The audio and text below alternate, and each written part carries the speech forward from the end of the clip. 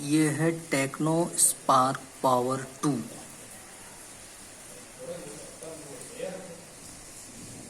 ये इसका चार्जर है, ये सिम निकालने वाला है, और ये इसका कवर है, और इसकी ये फुल डिस्प्ले 7 इंच, देखने में बहुत अच्छा है।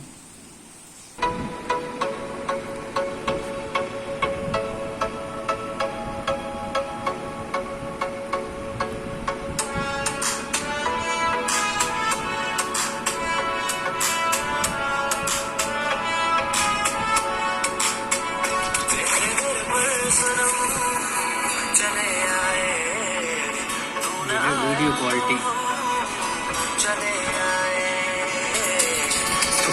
साउंड भी बहुत अच्छा है।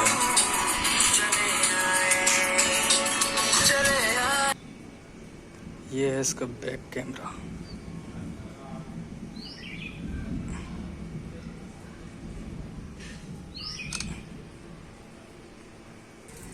ये इसका है फ्रंट कैमरा, और जूम करके देखते हैं कैसे।